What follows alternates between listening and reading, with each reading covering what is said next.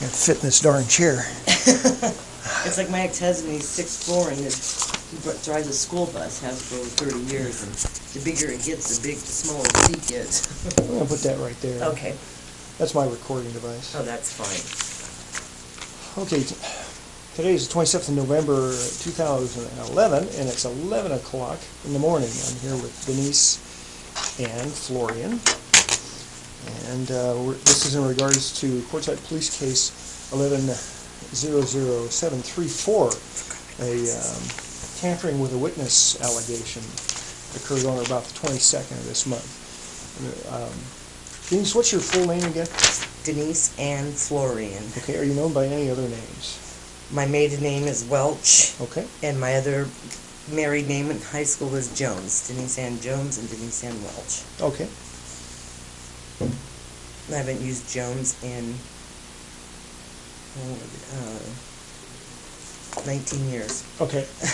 Yesterday we met briefly, and you handed me a 3-page handwritten statement about an encounter that you had with a Jennifer Marie Jones. Do you know Jennifer Marie Jones? Yes. How do you know her? Through Quartzsite and the town meetings and her political ways of, I don't know, I just met her. Okay. First time I met her was at the post office. She's an acquaintance, basically. Yeah. Okay, all right. Do you know what kind of work that she normally does? Supposedly does animals, bathes animals, or has a pet place. Okay. Pet grooming place. All right. You told me about an encounter you had with her about 10 in the morning on what we've determined was last Tuesday, which would have been on about the 22nd of November. That would have been following the last regular town council meeting? Yes. Okay, and where was that encounter? It was in front of the town hall. She was sitting out there with a rest in peace, and it said something about for freedom of speech. Okay. And when Melissa and I walked past her, she goes, "You've got a colorful past that's going to be exposed on the 14th of December."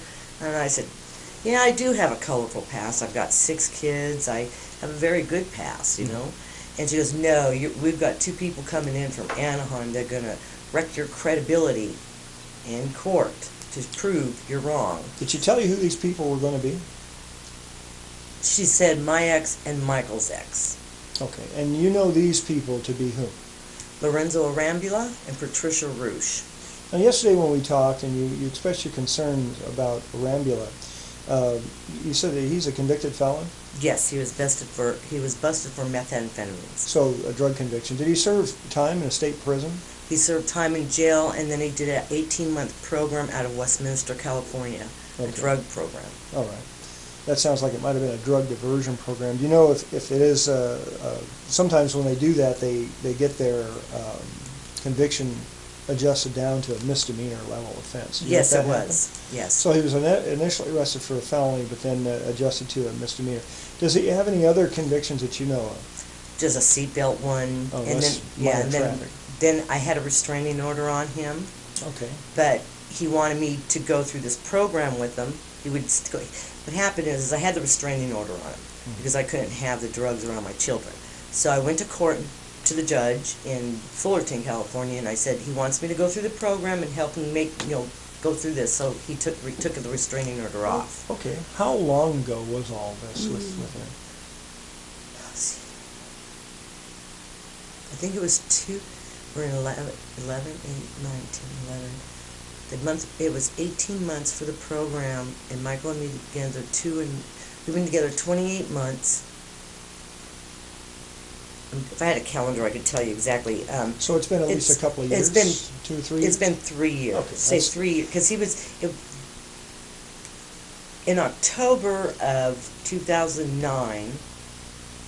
Oh, he went back to jail one time because he broke that restraint. Okay. Yeah. Well, I'm mostly looking 3 years. at, and we talked briefly about this. I'm mostly looking at, and again, I will assure you to not worry about all of that. It doesn't really have any impetus to the case that we're talking about. Now, let's go back to the encounter with Jones on the 22nd.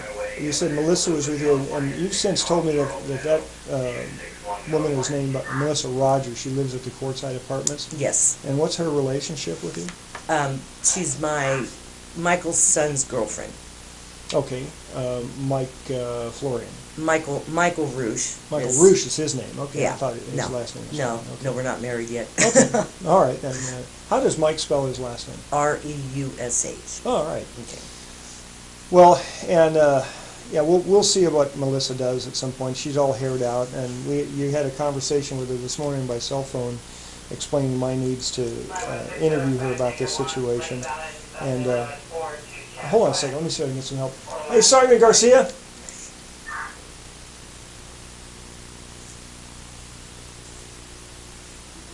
Yeah, could you turn that radio down slightly, please, for me? It's just drowning my interview out. She's so nice. I like her. Yeah, thanks.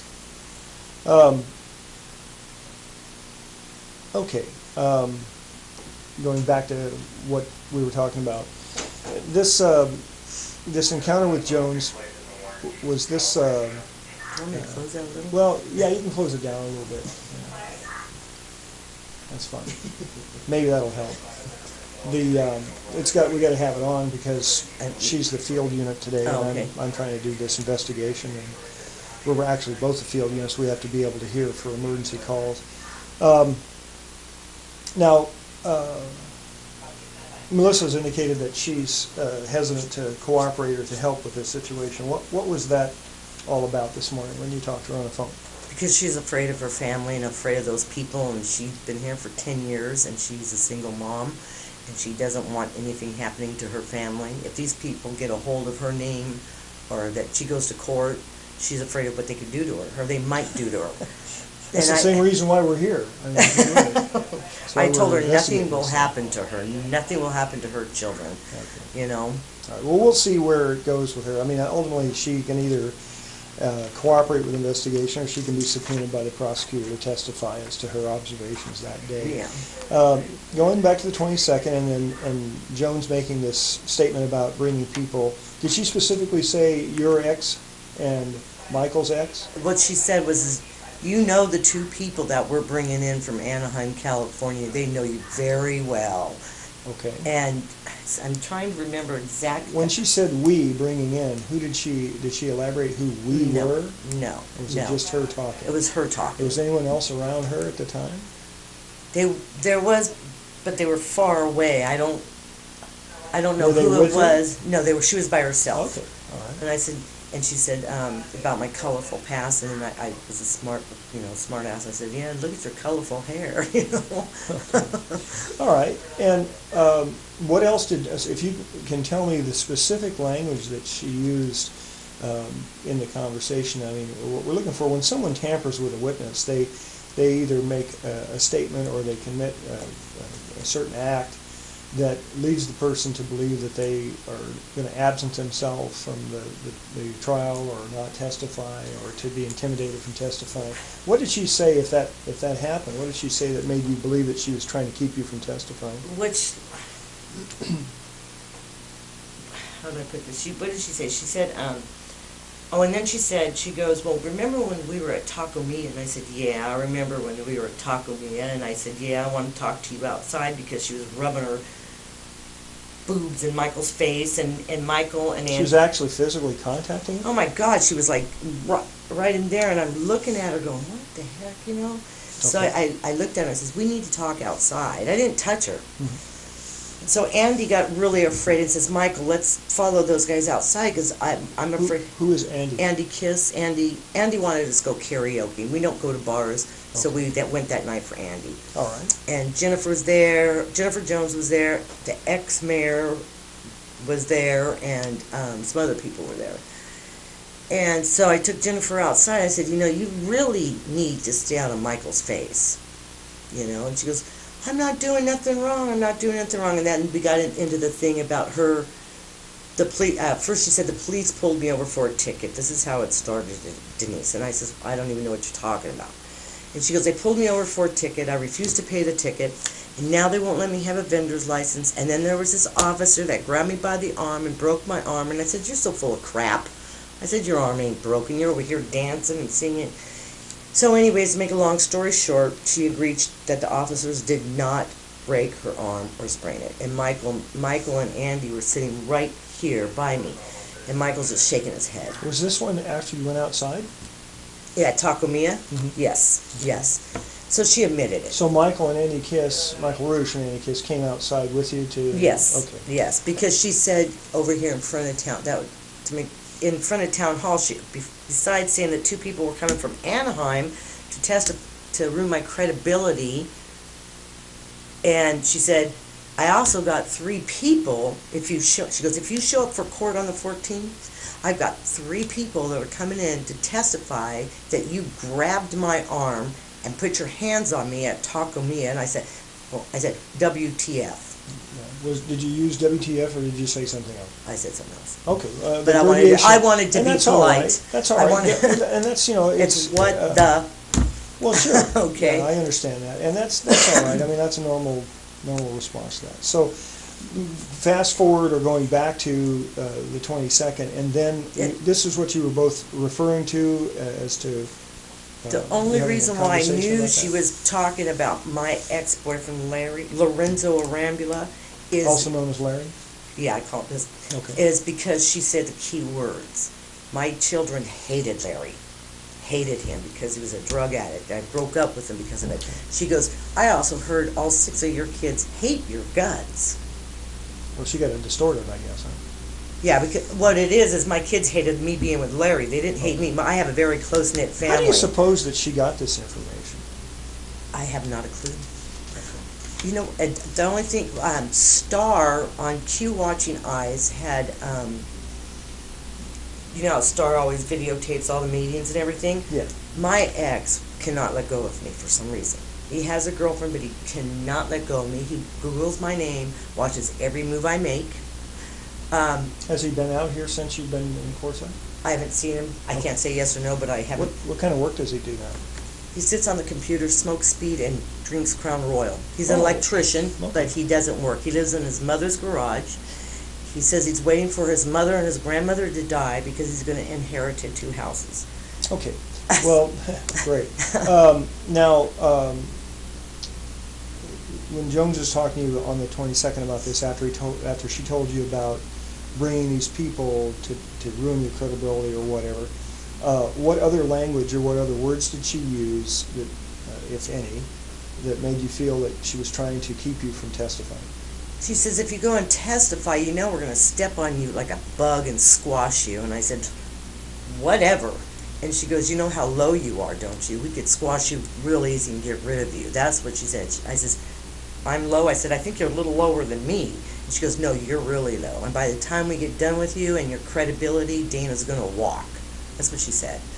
And by that time, I wanted to go over, but I turned, you know. All right. So now you, at some point, either had an awareness or made a conclusion that she was referring to the case specifically that Dana Joseph Stadler is facing for touching your buttocks on or about the 5th of October this year. Okay, well, I arrested him for that, and you got an injunction for harassment against him on that, yeah. Okay, did she refer to any other cases or any other investigations, if at all, that she was trying to deter you from testifying about? No, that's the only case, and that was one with Dana. She said, we're going to ruin your credibility, and Dana's going to walk. Okay. And did that seem to, was it offered in a way that seemed to frighten you? I mean, is that the fact that if Stadler walks on the charge that he will come back after you again? Or yes, it does. That worries me, because when we were at Silly Al's a few months before that, Dana wouldn't leave me alone. He kept coming at me and coming at me and coming at me. I remember that was discovered in the investigation that in fact, I'd even heard about that, and I elaborated about that in my report leading up to, and actually after I arrested him on that case, that we started on the 5th of October for touching you. And that added to my probable cause at the time because of the history of his advances, inappropriate advances toward you. Silly Owls in history, and to the fact that Mike had to counsel him and tell him not to. So did David, Michael's son David. He went up to David and he told David went up to Dana and said, "You are disrespecting my stepmother." He always calls me stepmom, and you need to stop. Well, when David walked away and went around the bar, to go play pool, because I was over sitting right here talking. I can't remember what bartender it was. Well, you know what? We don't even really need to go into that's a case that's already been investigated and charged, and it's specifically not the incidents at Silly Owls, but they were supportive of the history of a kind of a course of conduct of Dana Stadler that led up to him touching you at Roadrunner. Was it in front of Roadrunner Market? Yes. When you're getting water, yeah. You know what scares me the most is that this man gets out, and with a threat he made towards me, and he says, I would love to kidnap you, take you to Wisconsin, and show you what a real man is all about. It's interesting because Wisconsin, I think, is where he served state prison time for distributing drugs to a minor. So, I wouldn't let that worry you too much. But what my concerns are, this encounter with Jones. How long did the encounter go on between you and Jones? Would you estimate? You said it started about 10 in the morning. Yeah, it was like 5. Yeah, it was 9:50. I had to leave because I had to go to work with Michael and those guys. We left at like 10 to 10. First, she was sitting when we walked in, she was sitting at the front, and then when we walked out, it was like 10 to 10, and she was sitting on the first bench right there. And that's where she accosted you? Yes, okay. Yes. And she initiated the conversation? Yeah, she goes, "Yeah, you've got a colorful, we can't wait to expose your colorful past." And I says, "Yes, I do have a colorful past. I've got 6 kids, I've got baseball, football, basketball." Or whatever counts. You know. How long did your encounter with her go outside? A good 5 minutes until I had to take a deep breath and realize who I was dealing with. Okay. And I had to walk away because I was getting angrier and angrier. Did she make any other references to test? Did she persist in this thing, or did she make any threats of violence to you, or violence to anyone of your family, or Michael Rush? I don't know. And what happened was when I got fed up, I put my hand up like this to her face, but I was like far away. And she goes, just wait, you'll see on the 14th, he's going to walk because your credibility is going to be ruined, and I know my credibility. I mean, I'm not perfect. I do have a couple tickets, but that was like 20 years ago. That's nothing to worry about. It doesn't have anything to do with this case. So, and like I explained, I think that the introduction of any witnesses at any point in the case against Stadler for him assaulting you is going to be very carefully controlled by both the prosecution and the defense counsel, because they don't want to do anything to, violate his rights in the improper introduction or improper procedure. And the judge is also the arbiter to control the proceeding, not Jennifer Jones. I cannot believe that he got bailed out. That's what scares me. Well, they're bailing him out. They're all, he's part of their. My theory is that, and he even admitted it to me. When I talked to him, I asked him, why does he keep doing these things? And he has nothing going on for him in his life. So it's excitement, and he likes the attention that Jennifer Jones gives him. So now, in whatever her perception, she feels that she's got to be his advocate, and in the process, it appears that she's committing more crimes doing so. So, what? What else? Excuse me, I'm sorry to interrupt, but I do remember her when she said about ruining my credibility. She goes, "And we're going to prove that you're on drugs." And I says, "No, you're the one who's on drugs, not me. I've never been in trouble." That is so crazy. And I said, "I don't even drink. I says, if I do, it's once in a blue moon." Well, you don't even have to justify your private life to someone like that. Yeah. What I said before, yesterday when we first met about this incident, and this morning before this interview, and I'll underscore it again, you need to seek an injunction prohibiting harassment against Jennifer Jones, to not have any contact with you.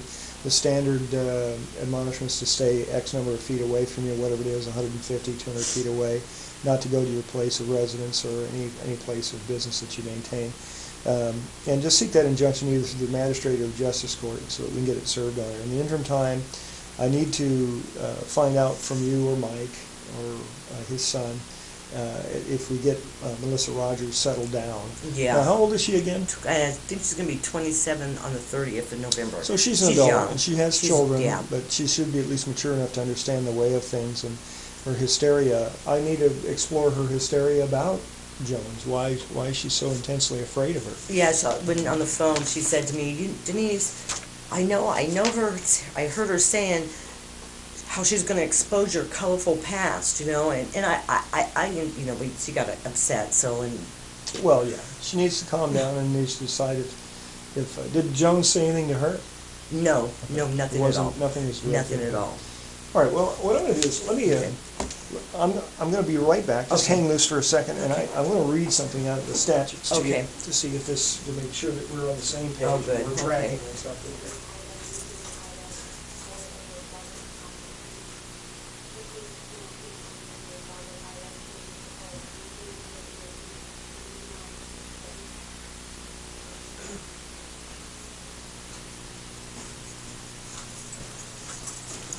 These people feel they're above the law, and that's what Larry and Patricia, Michael's ex-wife, to be. They feel they're above the law. And Now, what's Patricia's name? her name is Patricia Reusch, R-E-U-S-H, and her middle name is L-Y-N. And if you go and Google her name, she's been busted for methamphetamine, she's domestic violence, there's a restraining order they put on her to not come near Michael. How is Arambula? A-R-A-M-B-U-L-A, Arambula. Do you remember his date of birth? April 10th, he's 3 years younger than me, I'm 51. It's April 10th, I forgot what year he's born, 63 or something? Wait, I'm 51. He's 48 now. I think it's 48, 47. I don't know, I have it at home. I tried to forget. It's 4/10/63 or 64. Okay. How about Reusch's R-E-U-S-C-H? R-E-U-S-H. Do you know how old a woman she is? She's born on December 25th, and she's saying... Christmas. Yes. And she is 57. Okay, that's going to task my brain. Let's see here. She's born in 54? 54. And her middle name is L-Y-N. Not two N's. Huh? No, just one. All right. What is Lorenzo's middle name? He doesn't have one, but he uses Raphael. Raphael. Okay, AKA.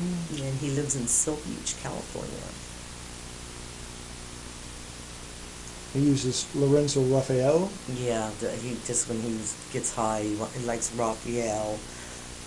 It's weird. Oh, jeez. Okay. He has nothing better to do, like I said, but sit on, and he likes to talk to women in Manila or whatever, the Philippines. Okay.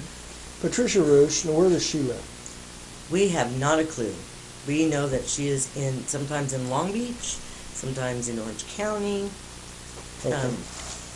She has if you go to Superior Court of Orange County and pull up her name, you'll read everything. All right. Well, that'll be up to, if they do get accepted, if they possibly get accepted as witnesses, that'll be up to the prosecution to explore their background. I think I spelled his name wrong. I have to look at it. A-R-A-N-B-U-L-A. That's the way I've got it. Or A-R-M, it's something like that. Close enough Yeah. for what we need now. Okay, let me read you this. This is out of the Arizona Revised Statutes, and this is Section 13-2804A, which is tampering with a witness. A person commits tampering with a witness if such person knowingly induces a witness in any official proceeding or a person he or she believes may be called as a witness to, 1, unlawfully withhold any testimony, or testify falsely, or 3, absent himself or herself from any official proceeding in which he or she has been legally summoned. And tampering with a witness is a Class 6 felony. Do you feel that that's happened? Yes, because she doesn't want me to be there. I told her I will definitely be there, no matter. I said you could bring in anybody you want. Okay. I will definitely be there because I'm right. And she goes, "You're wrong." And I says, nope, I will be there. You can bring in the Marines and try to testify against me, but I will be there. Okay. Yeah, all right. Well, and, let's see here. And as I said before, the distinction between influencing a witness, which is what we initially were talking about, and influencing a witness is a person commits influencing a witness if such person threatens a witness or offers, confers, or agrees to confer any benefit upon a witness in any official proceeding or a person he or she believes may be called as a witness with intent to, 1, influence the testimony of a witness of that person, induce that person to avoid legal process summoning him or her to testify, or 3, induce that person to absent themselves from any official proceeding in which they've been legally summoned. And that's a Class 5 felony, just 1 grade higher than a Class 6. Either way, what I'm going to do is I'm going to complete the investigation as best as I can and then submit it to the county attorney's office for a charging authorization. And we'll see how Mr. Wiedemann responds to our urgings on this case. But in the interim time, I want you to get that injunction against her. Do that tomorrow. And you may want to get new injunctions against Lorenzo and Patricia. And Patricia there is Rich. one against the state of California. Put one on it's Patricia good, it's good for through Michael. the United States. Yeah. I don't know if you can get the video. I'm trying to remember the day that we went to Taco Mio. It was in August. I don't even know if they might have video. Are you talking about this encounter when you asked her to step outside? Yeah, to talk to her. I don't really care about that. I believe that it happened that way. And, you're the only one that has told me about this. If she has any issues or had any issues with that, or for that matter, any other encounter that she's had with you or anyone else, she has the duty to come to the police and to tell us about that. And that's what I told her. I said, you're pretty stupid. I said, if I put hands on you, why didn't you report that to the police right away? Now you're going to bring it up. I said, look, who's going to look stupid. Speaking of kettles calling the pot black, she's not credible. She's a chronic misdemeanor offender who's facing, I don't know how many, at least maybe 10 or 12 misdemeanor charges, and now looking at the prospect of facing a felony. At some point, I would think that most people in this community, and certainly I can speak for the rest of the entire police department, she's not credible.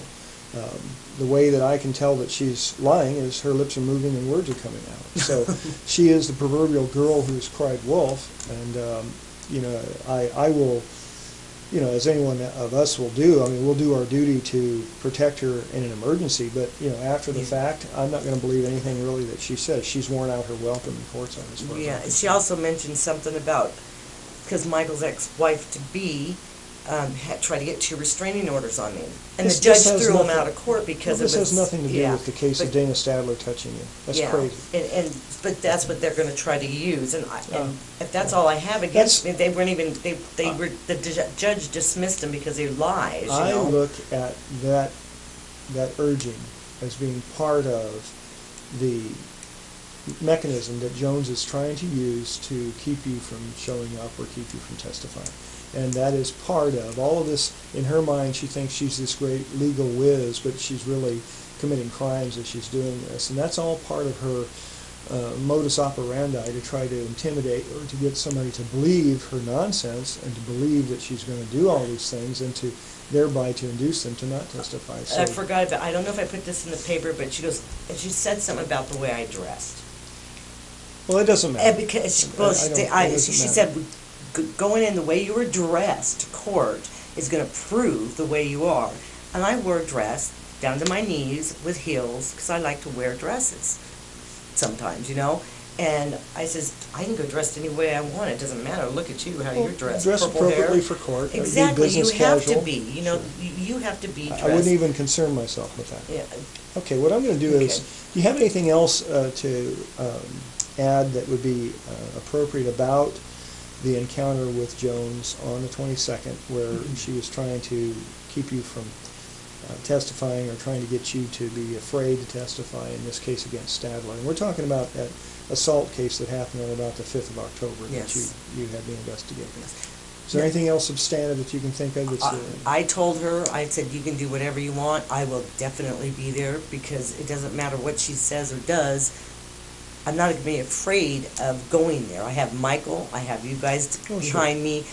and Michael's going to be there. I have you guys, the police officers there. Do you feel that her contact with you in this manner and the statements that she made against you was an attempt, or at least an effort, to try to keep you from testifying? Yes, I do. Okay. Yes, I do. Would you think it was necessary?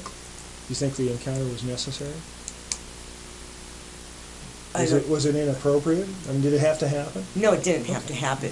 She did that on purpose to... She initiated the contact with you? Yes, she did that on purpose, trying to scare me, because she's scared a lot of other people in this town. A lot of people are afraid of her. But I don't know why. I don't... I just don't know why. and like Melissa, she's got Melissa afraid, and sometimes people like this, they count on that happening, and that's how they empower themselves to believe there's somebody that they're not, and that they're more important than they really are. But she doesn't. It's like I told her. I said, you've messed with the wrong person. You can't scare me and not coming, and not going to this okay, good. thing. That's good. All right, what I'm going to do is I'm going to stop the interview. It's 11:30 in the morning, same date and time. All right.